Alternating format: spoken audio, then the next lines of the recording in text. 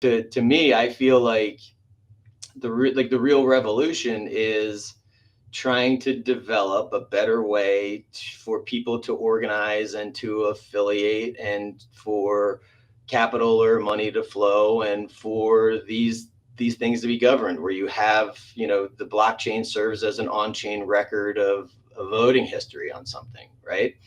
Because a distributed ledger is basically, and I think Andre, you've said this before, it's like a time machine.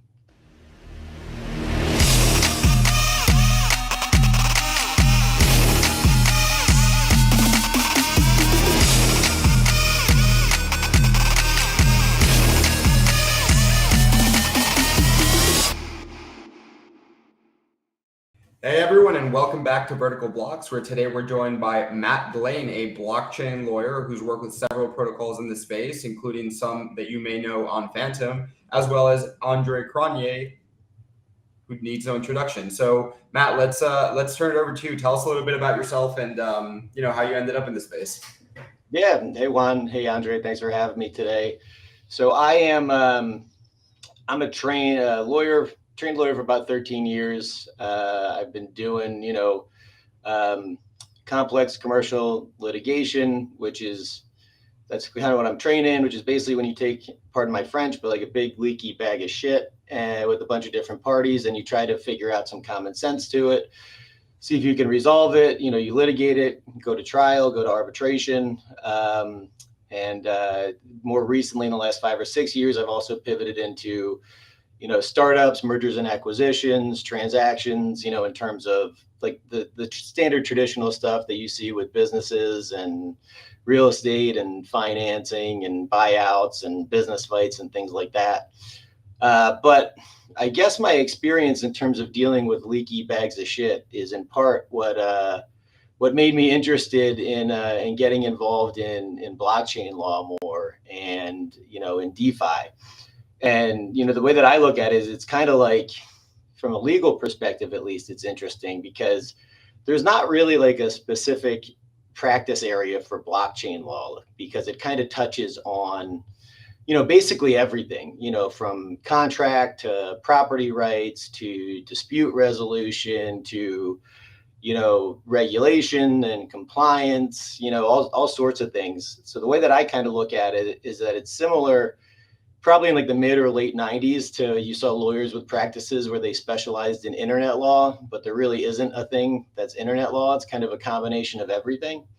So it's interesting to me because, I feel that particularly like the tension between centralized and decentralized and where all this is going to go is that having at least some people with hopefully the correct ethos and credibility to try to help kind of, builders in the space, people that are trying to do cool stuff, open things up, essentially restructure the way that people organize, that capital flows, things like that. I feel like it's a critical time. So that's part of the reason why I got so interested. I've been heavily involved in DAO, which is not a law firm. It's actually an UNA under the Wyoming statutes, an unincorporated nonprofit association, which is like a legal engineering guild.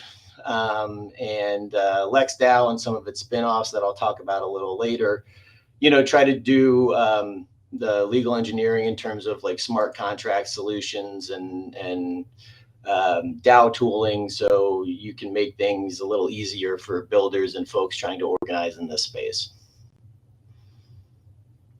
And I worked with a few different protocols and stuff like that, either on legal work or governance consulting as well.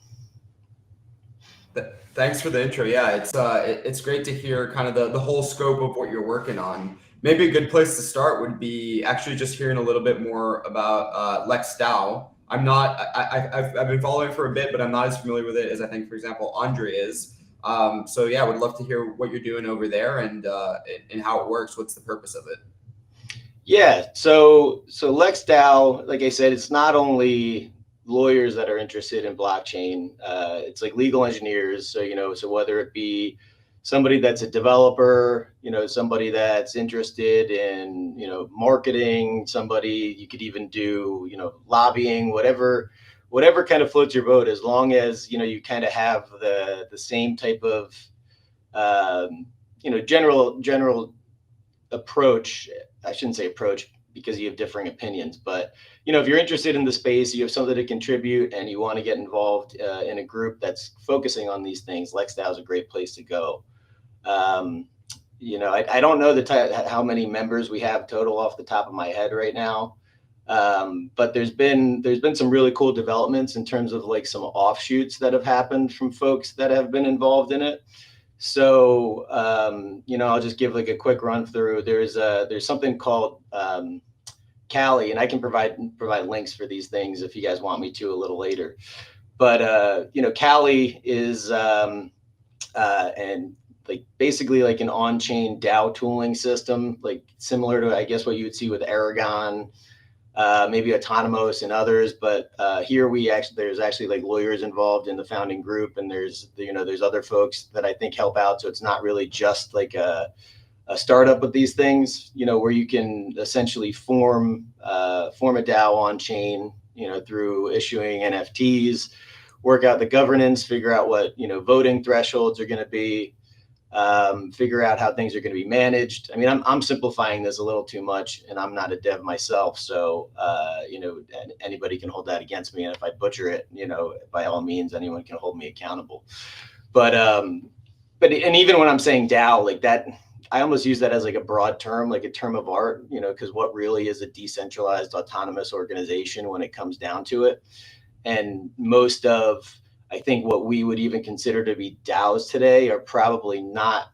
It depends where they're going to fall on the decentralized scale. It depends on where they're going to fall on the autonomous scale. They're all organizations, at least. So you at least check off the O, but the D and the A are pretty hard to accomplish. And they're, I look at them almost as like guiding goals or missions, as opposed to like an end state that anyone's going to reach, because they're all basically values that you have to be striving towards. But so you could set it up as, even with Cali, you could do like an LLC, you could do an unincorporated nonprofit association, you could do all sorts of stuff. They also have this thing called Wrapper, which is like a component of the tooling, where you can try to actually, create and wrap a DAO or something else in an entity, essentially, through the entire process. We have model like operating agreements and UNA agreements, things like that people can tweak as they need. You could bring other consultants into, or lawyers or governance consultants if you want to do that. So those two things are really cool, and it's awesome. You always see these cool things, I feel like, that are getting built in the bear market. So you have people that are kind of putting their nose to the grindstone and actually working out to try to figure out what the next evolution of kind of like organization and like blockchain tooling is going to be. And these are things you can use, even outside of like spinning up a full DAO or some other entity.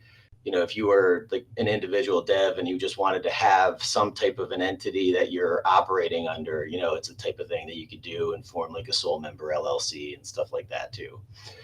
So those are two pretty cool things that are going on. In LexDAO, we also have like the clinic, which is there are lawyers, devs, folks that I think have a little more experience that are training kind of like apprentices to help with, whatever like the governance consulting needs are that, some end client may have, organizational needs, from when you form an entity in the United States and you want it to be like some type of get like a 501c recognition. So that way it would be considered, a charity under like the Internal Revenue Code and the regs, trying to help getting that going, whether it be processing paperwork off chain, getting, the person that wants to accomplish it or the group that wants to accomplish it in touch, with a law firm that may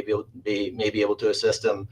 So clinic's actually pretty cool. There are I think like some lobbying efforts that LexDAO is going through, and I'm probably not even accomplishing like laying out everything just because it's a diverse group, and like any DAO, it has its issues, but it also has its own kind of.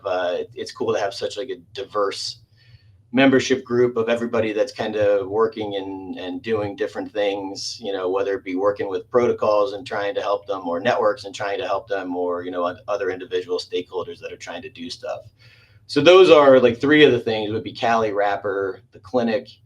I'm involved in this group of like affiliated lawyers that we call like LexFG, where we have maybe 5 or 6 or 7 of us that, depending on any specific need that comes in from a blockchain client, you can retain one of us and kind of run it through the law firm, and then you have like co-counsel agreements with people that are in. I'm in New Jersey myself, so I could have one with one of my colleagues that's Canadian lawyer in Toronto. You retain them as co-counsel. You retain we got folks out in Arizona and California and New York and all over the place. But it's nice to have kind of like a group of people that you can rely on to try to help get all this stuff done. Because when you're just relying on yourself, and we're all busy, and it's nice to have a bunch of people that are experienced and can get the job done, and are pretty well trained. So we've been doing that with LexFG, and whether it be from like funding for a DeFi protocol that's going to get spun up, and you have to do safes, safes or things of that nature, or take back potentially like a convertible note or whatever. So we do all sorts of stuff like that. And then we also do like the governance consulting end, because it seems like sometimes traditionally, if you were to use one of like sometimes if you use certain service providers, specifically legal and blockchain, a lot of the nitty gritty comes down to like, all right, well, how are you going to, it's nice that you formed me this, Cayman Islands Foundation. But like, what does that mean? And then what am I supposed to do with these documents and implementing them with respect to this community that we are going to have, or that we already have? Like, how do we get that done? And what does like sufficiently decentralized even mean? And I would probably tell you sufficiently decentralized is the carrot that regulators always keep in front of your face, so they can keep on pulling it back, and you never quite know exactly what it means, because we haven't gotten guidance on it since 2019, and even then it's not binding.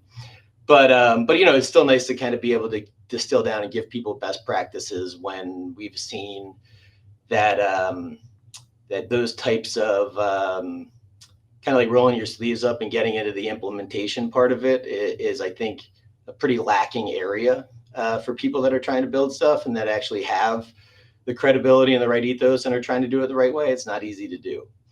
So that's what we do with LexFG. Then we have another group. It's called Cougar DAO.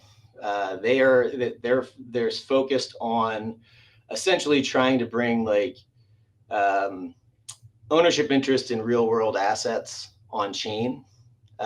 So they spun up as a Cali DAO LLC, and they're operated through the smart contracts that have been built over there, and they set up their operating agreement. So you can see that like either in the smart contract or in the NFT, it points to like an IPFS site where you have the operating agreement, you have your votes on chain. There's always going to be some off-chain stuff when you're talking about things like this that have to get done. So, so they've actually like bought a farm. I forget where it is. I think it's in like Colorado, and worked out like a 5-year lease, with a real life like farming group that is supposed to be managing it. And then they're supposed to be distributing, the net revenues that are earned, essentially on chain, if that, to the extent that's feasible, stuff like that. So Cougar is doing some pretty cool stuff. And then the same general group over there also has something they call Tater DAO, which is really trying to use NFTs to point to like object, like data points. So if you own, in the case of the farm, if you own a piece of farmland, with the coordinates like latitude and longitude and stuff like that, you can create an NFT that would show kind of like, what the real property is supposed to be, points to, the real life deed that gets filed in a local county or state recording office to show, exactly what the real estate is that it's owned. So there's so I've been going on a little too long, I feel like, with this. So I apologize for that. But yeah, I'm using these as examples of like actually some pretty cool stuff that people wouldn't necessarily know of, like outside of, DeFi per se, like next level things that are being built to try to, experiments to see where this whole blockchain, smart contract and method of organizing and associating people and, doing business is going to go in the future. That's honestly amazing. I mean, I consider myself in this space, and I didn't know half of that stuff. So I mean, that's I do have one question. Do any of those organizations deal with anons? Yeah. Yep. Okay. I mean, whether you have if you have a client that's in a non, if you're a lawyer, you might need to do some type of you probably have to do some type of KYC and requirements at least and things like that. But you can have, members, you can have different levels of anon, I guess, depending on what it is. Like are the anonymous devs doxed to themselves? Are they doxed to like special service providers? But yeah, you can have anons either as clients, subject to, like I said, exceptions where you need to actually have disclosures. You can have members that are anons, and then there's really no limitation unless you're trying to do something that requires some type of a disclosure, and then you would have like anon with an asterisk next to it, and then explain what the exceptions are. Oh, very cool. I think an interesting thought experiment, if we want to call it that, is, well, I'm sure Matt is used to having people take the opposite contrarian argument to whatever he's saying, being a lawyer and such. But to make this as objective as possible, let's do something. Like, I'd like to hear Andre sort of making a bear case of like what are some concerns around DAOs and DAOs being the future of the way that we govern ourselves, and then maybe Matt responding to that with some counter arguments to those different catches. Because personally for me, I've gone from one side of the spectrum to the other and back again, where when I first got into crypto and got really involved, it was wag me and it was DAOs are the future and I was all on board. Then I became very disenfranchised with the idea and started to feel like they were a complete failure. And then over time, from working with various different groups, and seeing some of the things that have been rolled out, or even in particular, like working with, I was bringing up as an example because I think they're really, a guiding example is Gitcoin. Even from working with institutions and groups like this, I'm starting to become more optimistic and positive about the idea that there actually is a future here, and that we haven't fully figured it out yet, but that we're en route. So that being said, Andre, what are some of your concerns about DAOs as governance structures and how they're going to propel us into the future? Well, I think my contrarian take already agrees with Matt, because like what crypto tried to say DAOs are is, hey, we don't need to listen to your we don't need to create a foundation. We don't need to create an LLC. We don't need to create some incorporated entity. This magical DAO thing gives us immunity. And that simply isn't true. And I mean, what Matt's already said, is what they're doing is they're using DAOs to basically on-chain codify existing off-chain structures. Feel free to correct me if I'm wrong there, but that's what I inferred from what you were saying. So he's not drinking the DAO Kool-Aid. He's not part of that group that's like, hey, this is something new and magical that gives us protection from regulators, because a lot of people try and act like, oh, but it's a decentralized organization, so there's no party and blah blah blah. But that's simply not true. Whether it's token-based voting, whether it's a multi-sig, whether it's individual power, the thing is there is no decentralized DAO because any DAO has human participants. And as long as it has human participants, they need to abide by human rules. The only real DAO that can exist is computers to computers. As long as you have a human interacting there, that human is living in some jurisdiction or was born in some jurisdiction, and there are rules they need to abide by.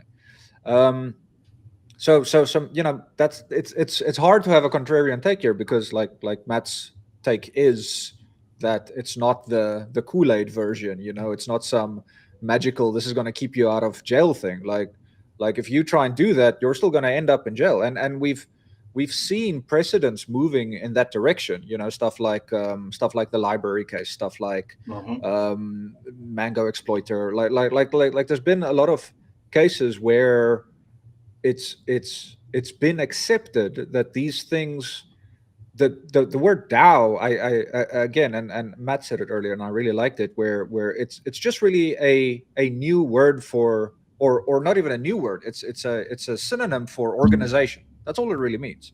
Like there's no, a DAO is not some kind of specific structure. A DAO with two members might just be a standard partnership. A DAO with that's nonprofit is a nonprofit. It might be a joint venture, but like that I agree with 100%. Then DAOs work. Then DAOs make sense. But if you think it's going to somehow protect you against regulators, you think it's somehow you can abstain from legislative requirements because of it, then you're in for a real surprise. And that's also why I asked the Anon question, because not all Anons are doing it because they're trying to avoid regulatory scrutiny, but a lot of Anons are Anon because they're trying to avoid regulatory scrutiny. And if you're proactive about trying to work in some kind of legislative framework, there's normally not a lot of reason to be one of those. Anyway, sorry, long way to say that I kind of just agreed with all the points Matt makes, so it's going to be hard to take a contrarian side here. I try not to drink the Kool-Aid too much if I can avoid it, and it's kind of like what I say to people when I talk to them about what the benefits of a wrapper for some type of an organization that is going to have some elements of on-chain existence. It's like, even traditionally, like the benefits of having an entity or like an organization, because there's a difference between entities. Like entities I would say would be like an LLC or a corporation or a foundation, or something that you would actually like file, where you file a formation document with some governing authority to form it. The reason I use the term organizations is because you could have a trust, you could have like an UNA, the Unincorporated Nonprofit Association, a general partnership, things like that, where you can or even like a for-profit association, right? You can have these things, you can form them, but you don't necessarily need to file like a certificate of formation or incorporation with a governing authority. You would still probably need to like get registered to do business in jurisdictions and have tax filings and things like that. But you don't necessarily need to file a document, get a stamp, and have something that recognizes its form in some in order to actually establish the organization. But I'm kind of digressing. But I did feel like the difference between organization and entity, at least how I use them, is something that's worth distinguishing, because there's a reason why I use the two terms. But so the whole concept of limited liability that you get, whether that be like in organization statute or an entity statute under some jurisdiction, right? That's limited liability. It's not unlimited liability. Like forming an entity or an organization doesn't give you carte blanche to do whatever the hell you want to do and then say, well, I got limited liability, I'm good. It's like, no, that's not how it works. There's still, like in the US, we have like the participation theory of tort. A tort is like a civil wrong, not a contract breach. If you're involved in a tort, right? Like if I have an entity and you guys come into my property that my entity owns and I trip you and you hurt yourself, like I'm still responsible for tripping you. You know, if I do something that is unlawful or wrong, or I cause that to happen on the behalf of the entity, like I could have personal liability for that. These things still exist. So just forming an entity doesn't give you the ability to run around and do whatever the hell you want. It just is like, all right, well, these are the rules that apply for this entity. These are how we want the rules to apply to us, and we know generally what those rules are. That's really what you're trying to do, and you're trying to at least have some limited liability and avoid like the situation that you have in like de facto or general partnerships where there is no liability shield whatsoever, and all the partners are you know, jointly and severally liable for the liability of the partnership. Like you're essentially trying to avoid entity joint or organization joint and several liability is what it's called. But you still can have personal liability if you do the type of stuff that you would be personally liable for it. I do want to continue pulling on this thread as well, and I want to get your thoughts, Matt, on specific ongoing topics or conversations like the library case and this most recent update about New Jersey making some sort of proposal for I don't know if you've been following this, about you can't deploy a smart contract if you are a resident of New Jersey, something like that. Yeah, and it's actually way more broad than that, because it would almost apply to like any type of digital commerce. So even saying that legislation that has been, I think it's been around for a year and it's gotten some press over the course of the last week, but it's not just about smart contracts. It's just like bad law, I think, in general, to try to adopt, and hopefully it doesn't happen.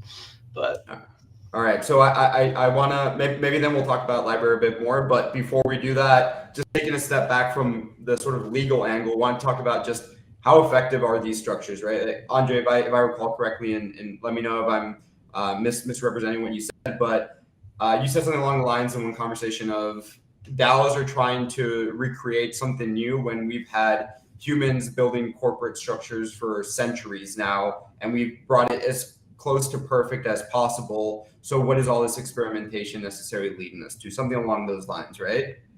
Curious to hear you guys' take. Well, I've got Andres now. Matt, your take on effective DAO governance. Is it a way to mirror what's going on in traditional corporate governance, or is there something experimental and innovative going on beyond that we should be aware of? It depends what you want to do, right? So you can mirror things. You know, you can take like the copy pasta approach and just try to have, you know, the same traditional entity that would operate off chain that has on chain operations to it. But it, you know, in my opinion, essentially like the real revolution that we're having is if it's done right, it's a more effective form of kind of management and organization. You know, all of these, like if you were to look at publicly owned corporations that are, you know, like an S&P 500, right? They have proxy votes, they have shareholder votes, you have things that need to go through whoever your registered broker dealer is, and you know, they send you like K1s at the end of the year, they send you like a 10, maybe you get a 10K, maybe you get, you know, you get a proxy statement because there's a board meeting, and you know, they check the boxes of all these things that are done off chain, but it's really difficult to try to see how things operate from, like, I'm not saying snapshot as in like the voting mechanism, but from like a time and like a point in time snapshot level of like, all right, well, what are the assets? You know, what are the liabilities as best as we can estimate them? How have this group of people voted for these types of things before? Where's the voting power organized? What do the governing documents look like? You know, I feel like with blending blockchain, you know, and the internet, you're able to more efficiently accomplish, I think, some of those processes if you're doing it the right way, better than they have before. If the only purpose for starting a DAO is to, avoid liability, and whoever the founders are have an intention or a possibility of rugging people, like that can happen no matter what, right? So it could theoretically be a more efficient way of rugging people too. Like it's, they're tools, and it just depends on how you want to use the tools. But, to me, I feel like the real revolution is trying to develop a better way for people to organize and to affiliate, and for capital or money to flow, and for these things to be governed, where you have, the blockchain serves as an on-chain record of voting history on something, right? Because a distributed ledger is basically, and I think, Andre, you've said this before, it's like a time machine, essentially, right? Like it creates a record of everything that a certain address has done or a smart contract has done on chain. And if you're able to interpret that, you can see, what has been done in the past. You can try to maybe predict what would be done in the future, but all that information's there. I just did like a brief article for our firm's newsletter on, I don't know if you guys are familiar with, there's something called the Uniform Commercial Code, which has been around since like the 1950s. I'm gonna forget the names of, I think it's the ALI, the American Legal Institute. I forget what the other group is. That's like the international body. But the Uniform Commercial Code is basically, it was adopted by the ALI in, I think, like the early 50s, and over the course of the next 20 years, all the 50 states in the United States adopted it, through their own legislative processes. So you kind of have like a uniform group of rules as to how the sale of goods goes, how you deal with it's called like secured interests or secured transactions. That's Article 9 of the UCC, and a secured interest is like, so at law there's a bunch of different forms, but you basically have like two rudimentary understandings of it. You have like real property, which is like real estate. Then you have personal property, which is my computer, my desk, like the assets I have in the bank, which is, really just a private database that talks maybe to other private database that says what my social credits are in this bank based on, my labor units that I've contributed or whatever the capital is I've contributed. But so you have, so like your bank, like the money you have in the bank, your accounts receivables for a business, like that would be considered, your inventory would be considered personal property. So you have personal property and real property. Real property, if you want to get a loan against it and pledge it as collateral for a loan, you would give like a mortgage. That's a secured interest in real estate. And if you default on what you owe to your lender, the lender can then come and foreclose on your real estate and try to, whatever the balance of your loan is, try to offset that balance based on the secured interest they have in your real estate. With personal property, it's the secured interest there function the same way as a mortgage, but you have like a security agreement with the lender, which is a contract, and then you have to file something that's called a UCC1 financing statement, which is a piece of paper that you file either hard copy or digitally with like state and or local authorities in the United States, where you send this document in, they put it in their private database. Private database doesn't necessarily communicate well with the other private databases. If you don't file it the right way, you may not have perfected your secured interest in personal property. So you could lose your ability to have that personal property serve as collateral to recover your loan. There's issues with terminating UCC ones. You file what's called like a UCC3, which is a termination statement. If you accidentally, terminate the wrong financing statement, the wrong UCC1, you could find yourself in a world of trouble. because now you don't have a secured interest in the property that you thought was collateral. It's like, and then you need to use all these different service providers and state or county agencies to make sure that you're filing these things correctly, to make sure that you're terminating them correctly. And if you don't, there was one example. It was, I think it was like a 2015 case with JP Morgan Chase was in front of the head of this group of lenders for a loan that was given to General Motors, and there was like a $300 million loan, and they had UCC ones that they had filed, the lenders had filed to reflect their secured interest. They accidentally, when it came time to terminate the UCC one, they were getting ready to file their termination statement. So, you know, you had all these lawyers and other people that were looking at the documents, making sure they were good to go. They wound up filing one UCC 3, the termination too many, accidentally terminated a $1.5 billion UCC 1, went all the way up to in the bank, and GM was the debtor. They filed for bankruptcy, you know, in 2009, as probably everybody knows.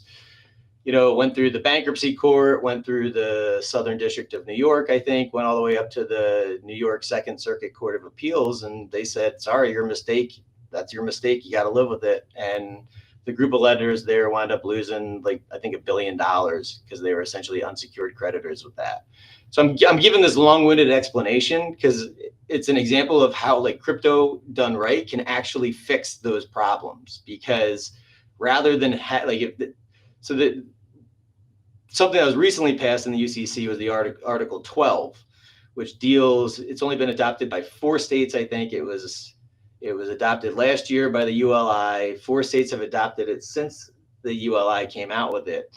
But it's trying to figure out kind of like if there's a way through smart contracts and a digital ledger to record a secured interest in personal property. And then, you know, since you have the digital ledger kind of serves as that time machine, as long as you have people that can interpret the blockchain the right way and are using the right tools, it should theoretically be easier to try to, you know, terminate these things, to try to establish these things, and it can help to avoid some of the issues we've seen recently, you know, which is one, like rehypothecation of the same collateral, you know, securing different loans to different lenders. If you have a UCC one that is in a smart contract with the collateral, right, like, then you're going to know, all right, well, this collateral is already pledged, so I probably don't want to take this for my new loan, because if I do, I'm going to be standing second to the person that already has it. And to also try to avoid, you know, the kind of the insider things that you see and that you kind of saw with FTX, where you wind up having some of the insiders can kind of game their own private system or database. So if you're supposed to have a certain level of collateral available, they can, like, you know, turn that off and then kind of give you the unlimited ability to pledge whatever your collateral is to, you know, go shitcoining essentially. But so the reason I'm saying this is because to me, it's like, it seems so basic. Like, there's better ways to do this. There's better ways where crypto done right can actually fix some of these problems. It's just a matter of how you use it and what you want to focus on and how you want to use it. You know, like anything else, these are tools. You can use tools for good. You can use tools for bad, you know, and it just depends, you know, which are you listening to the angel or the devil that day, or do you not really care? So I don't know if I answered the question. I kind of went off on a tangent, but just trying to use that as an example of cool things that, like, are actually already happening that people watching this may not know about.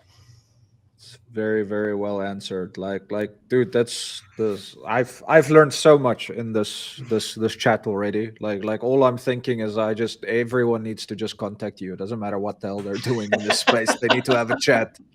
Because damn. Agreed. Yeah, you answered it and more. For me, all of this is brand new information. So thanks for sharing. I think the next thing that would be really interesting to explore is, because both of you have experience with it, to my knowledge, from opposite sides of the kind of spectrum, is actually how do you help for example, DeFi protocol that has a DAO operate in a functional manner, right? That's different from a lot of what we've seen out there in, like, a Discord server or whatever it is. So Andre, I assume that you've had some experience trying to manage, voting and DAO proposals with things like Yearn and some of your other DeFi protocols. Am I correct in that? Yeah, that's a fair assessment. I think every single time I've attempted it out, it's been a colossal failure though. So I'm probably not the best person to give any data here. I'm Um, I'm curious what you think those failures were, and then I'd like to hear from Matt. What do you think? Is that representative of some of the mistakes you see teams making, and what are some of those most common mistakes? What should people be thinking about, developers in particular, if they're really trying to create a functional DAO beyond just this kind of like, well, I'm immune from everything. If they really want to do it the right way, and I know you've worked with some different protocols, I don't know how much you can share about that. What should they be thinking about? So actually, let's reverse it. Let's start with maybe Matt, and then Andre, you can kind of chime in with your experience and how that reflects on what you've seen. Yeah, first I think I'll say, Andre, they've been experiments, right? It's like, and whether or not something is a failure is essentially evaluated at any given point in time, right? It's like what's that, like the Japanese story, or what's the story about the man who has his son, and he falls off the horse and breaks his leg, and when you go and ask him questions about, that's such an awful thing, at any given point in time it could be a good thing or a bad thing, you don't actually know if it is. So like, even like with Solidly, right, like I think it's really interesting to see what has happened since a year ago when Solidly launched on Phantom, and and then you have like the forks of the code base that are modified, or new things coming out, whether it be with like Velodrome, or even like the Solidly on mainnet now, essentially picking that up. Like, it's really interesting to me to see how, like, even though if somebody was to be asked about, like, well, was this a success or failure in like April of 2022, the answer today in January 23rd of 2023 might be, to me, it's at least a completely different answer. So so you got to, I think, be aware of like the point in time when you're making that assessment. And like, so in my opinion, and I think the ethos is to strive for, like, decentralization. So, and I'll use like Beethoven X as an example right now, because I've been kind of like involved in that community since it launched. Just kind of like by sticking around and hanging out in Discord servers and talking to folks, I think you can learn things and even get a feel for, does this have like, does this organization, are they trying to develop like the culture and the ethos that I would actually like support?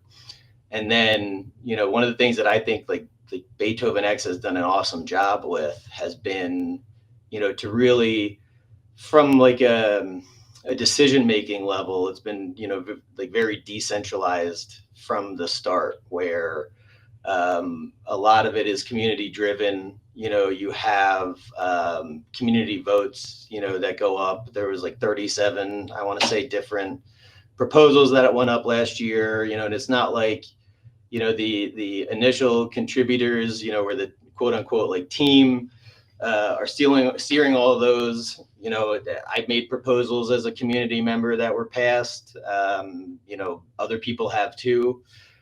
So like, I think it's really, to me, like, you want to have, like, if I'm going to get involved as like a governance consultant, or trying to help someone with this, like, I really like to make sure that like the ethos and kind of like the culture are aligned.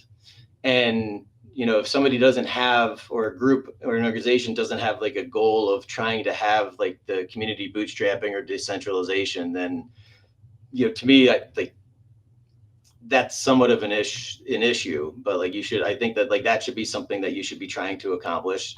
It's hard to do, right? Because as people, it's easier, or as anything, you don't even need people, but it's easier to manage things from a centralized perspective, because it just is, right? Like, it's easier to get things done. It's easier to communicate.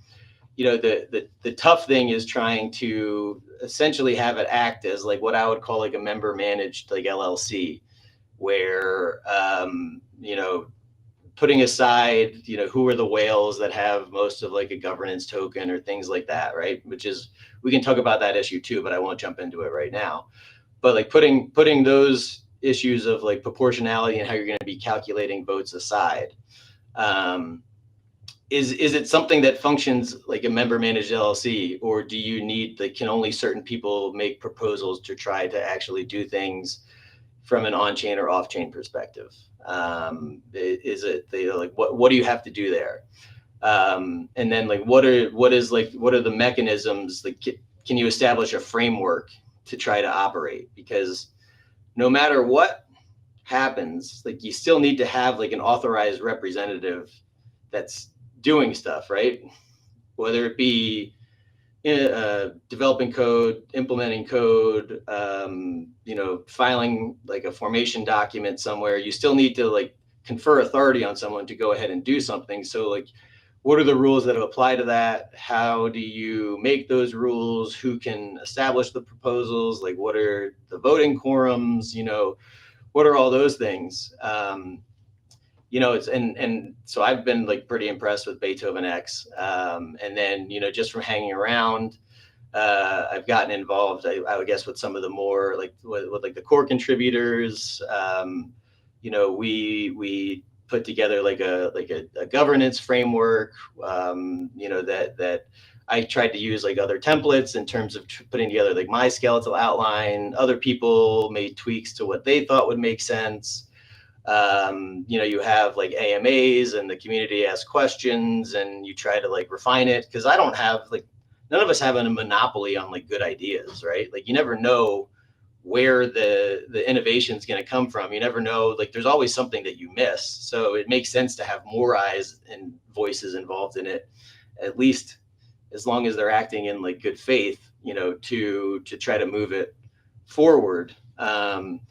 So, kind of getting like a framework for like, all right, well, this is how things are generally going to happen. And then even from there, we're in the process, and I've been acting as like a consultant, not as a lawyer, but, trying to now form like a Republic of Marshall Islands, like nonprofit limited liability company with them. So you wind up having, a wrapper with it. So like, there's a bunch of different things you can say, but I think like as long as like the ethos is there and the engagement is there, and I think having a community is actually like an awesome thing if you're using it the right way. They're not just like cheerleaders or moon boys, that only want like a token price to go up. Because in my opinion, like the benefits of an innovation that you can get from this are more than having something, 2x, 3x, 5x, 10x. Like, that's all cool and that's all well and good. But like what we're trying to accomplish, I think if you distill it down to the people that have the real ethos and the credibility here, is a lot bigger and a lot more revolutionary than that. Wow. Yeah, I can't say it any better than that, man. Like it's I don't think I can do anything to follow that up. Matt, you're really awe-inspiring. I have to say, like you've taught so much in such a short amount of time. I really I can't recommend people watching this enough. And again, Matt nailed it when it's not just about you have a token, you have a vote. It's about creating structures, and it's about creating what's kind of traditional corporate governance flows, in terms of, okay, so how do ideas bubble up? Who has the rights to execute? Who has veto rights? Which I also think is something that's important, because I think if I had to summarize what I consider my biggest mistakes with DAOs was trying to make it completely decentralized from the start, and that just fails, because you need to have those structures, you need to have those guidelines, you need to have those protection mechanisms. Because probably one of my naivest mistakes was believing that people who present proposals would do so rationally and in the best interest of the ecosystem. That's been proven wrong multiple times. Like people will literally make proposals for whatever, and I think, to add another comment, I think avoid letting people create proposals that influence the tokenomics, because that in itself has a feedback loop to the voting mechanism normally. So don't let people influence the system that creates the voting mechanisms. But everything's so on point. Yo, how long have you been in like blockchain law now, Matt? Uh, like a year and a half, like a year and a half. I mean, it's like I said though, it's like you come from the perspective of leaky bags of shit, and if you're interested in focusing on leaky bag of shit, it's a great place to be. But like the community's awesome though, because it's like most of the stuff, like believe it or not, most of the stuff that I learned, and like I'm saying this stuff, right? But I'm basically just taking a bunch of other people's ideas that I've read and that I've heard about, and kind of like repackaging them with my voice, right? So you can learn things on Twitter. Like there's actually like a great crypto Twitter, like legal community of like analysis on things that are going on. So when the SEC filed its like civil action against Avi Eisenberg like last Friday afternoon, right? I mean, like when that happened, I was actually on a call, with another lawyer in New York City, and she and I were talking about, uh, ways to kind of like automate some of the things that like on the proposal side of things. Like Balancer right now is trying to kind of like do away with like their Maxi community for making sure proposals are in line with what they're supposed to actually look like. And then that's a whole other problem from a practical perspective. It's like, all right, well, are you getting like the right smart contracts in? Are you getting the right modifications in? Are you like, so making sure that those frameworks actually work practically is like a different matter.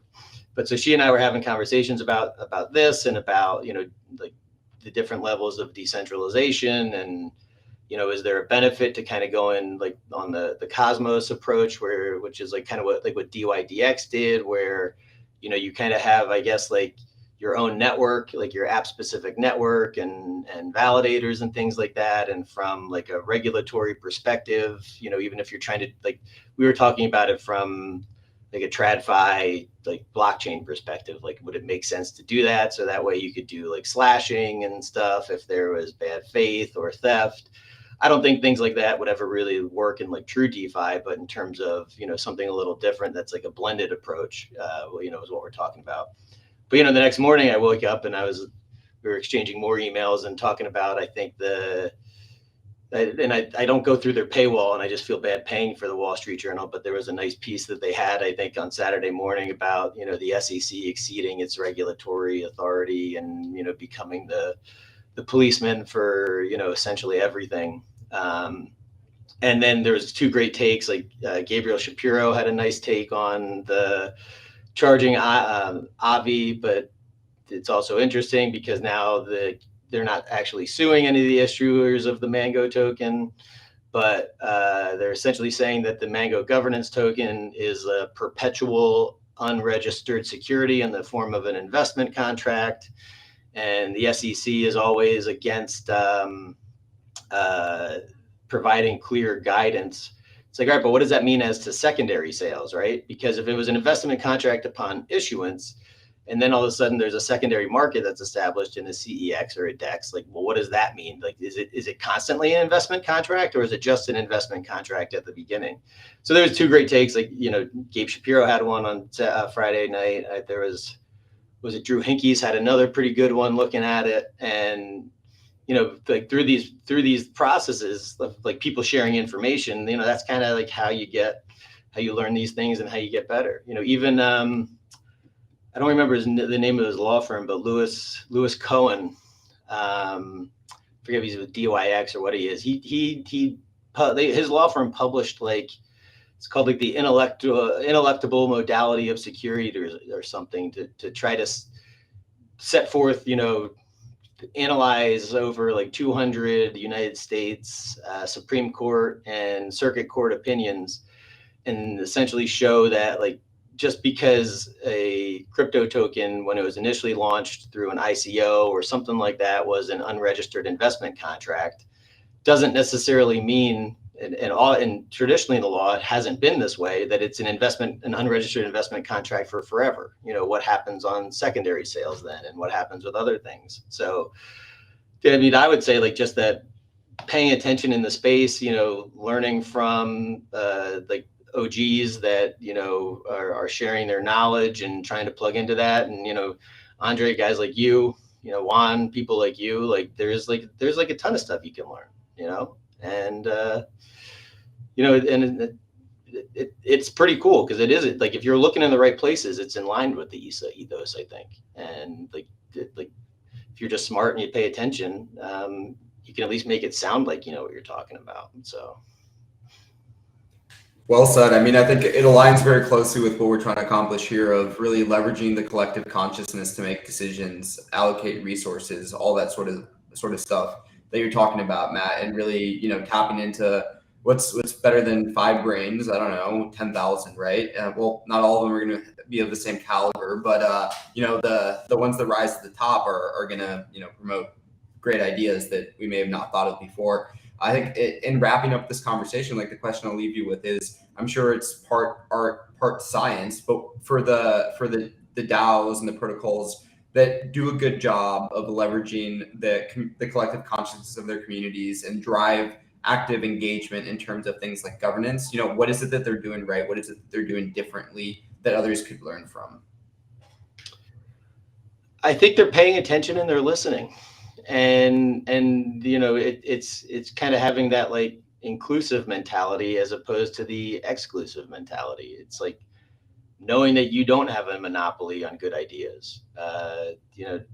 That's how innovation has been done traditionally throughout history. Is you stand on the shoulders of the giants that were in front of you and you see what you can do to move it forward.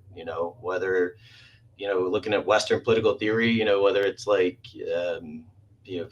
Plato and Aristotle, or Socrates, Plato, Aristotle, moving through ancient Rome, and then you start going into like the things that were happening in the Middle Ages to then like Hobbes and Locke and like all that stuff. Like everybody just kind of stands on the shoulders of the people that came before them, and you try to take their ideas and repurpose them into something else. And if your organization is willing to listen and willing to learn and is inclusive and doesn't censor ideas, even if they might be bad ones, like I think those are the most important things. And pay attention to where the rubber meets the road too. It's like when there's a difficult situation or decision that's being brought up, is it something that's being like rammed through because it's like one particular stakeholder that wants to get it done, or is it actually like that you're paying attention, like Andre was saying before, to act like in the better part of like the protocol or the network or the ecosystem as a whole? There's no real bright line test. It's you kind of just have to like pay attention and go for it. And I would also say, if any governance proposals where you're seeing like open-ended like mandates for funding without ceilings are things that are worth avoiding, because it's like that usually shows that there's probably, I shouldn't say probably, but there may be some type of some bad faith there to try to get some money out. And 2, the people that put together the proposal didn't spend the time and energy that was needed to try to figure out what actually needs to get done and like what it's going to cost and how are you going to get it done. So, that's usually a pretty big red flag in my opinion. But. Well said. I mean, we started with a leaky bag of shit. We made our way to Japanese folk tales and the history of philosophy. So I think it's been a great podcast. I mean, anything else you'd like to add to this, Andre, before we let Matt kind of share a little bit about where people can follow him to learn more and stay up to date with what he's working on? Nah, I think Matt closed this podcast off as eloquent as anyone I've ever heard. So I think we leave him with the last word. Matt, let us know, where can people find you? Yeah, it's been my pleasure to be here. I appreciate it. So on probably the best way is my Twitter handle, which is just Matt Blaine 1. And I want to get. I think the Gitcoin rounds are still going on. So and I don't know when this will be aired, but we have like Lex DAO has a pending Gitcoin round. So if anybody wants to to donate, by all means go ahead and do that. I think Tater DAO or Cougar DAO has one that's going in the same round too. So, and if anybody wants to actually support folks that are trying to do this and that are looking for funding, I think stuff like Gitcoin is a great way to do it, and a great way to actually make a difference. Just getting support from them, whether it be, you don't even have to necessarily donate, whether it be like a retweet or saying like, this is cool, I'm happy to see that people in this space are doing stuff. From the cool thing about Gitcoin is you just put in like $5, $20, whatever it is, you get your matching, and the more people that are actually interacting with it and the more unique addresses that are donating, the more of the grant is they're going to get at the end of the day. So, I would say do that. I'd like to see Lex DAO join for the next round of Gitcoin grants on Phantom as well, because what they're doing applies to everyone in the space. So that being said, thanks so much for your time, Matt. It's really been a pleasure having you on here, and from the sound of it, we might even have to have you back on at some point. So we have a lot to discuss still. Thanks again, and My pleasure. We'll be chatting. See you later. Thank you.